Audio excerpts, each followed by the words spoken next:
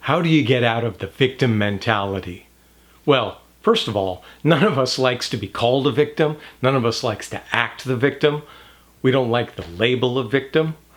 However, when you feel distress, there is this urge to survive that distress.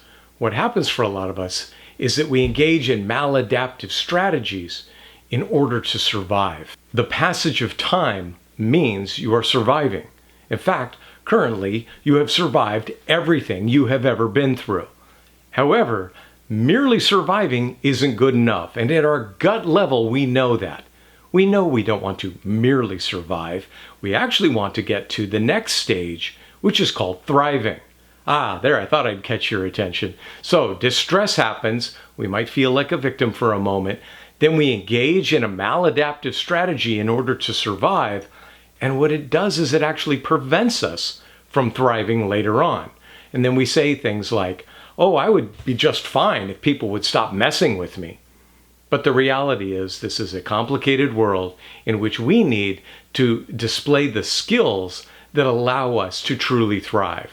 So maladaptive strategies leave us vulnerable to even more distress later on. We get caught in that vicious cycle.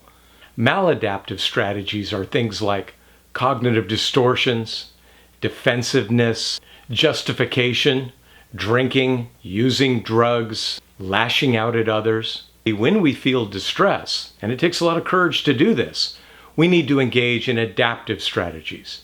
Now, adaptive strategies are no great mystery. We've all heard them before. We just know that it's difficult to engage precisely when you feel attacked. To exercise, to eat right, to meditate, to call somebody you know and have a good conversation, to engage in gratitude, dare I even say forgiveness.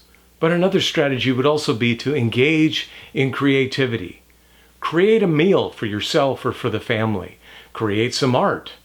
Whatever works for you. Put on some music that allows you to change your mood because you're in control of your own thought process. So, to get out of the victim mentality, first off, we need to recognize that it happens nearly every time we feel distress. To catch that, to be aware of it, and say, I see what's happening here, and I'm not going to go to my automatic defensiveness, lashing out thoughts and behaviors.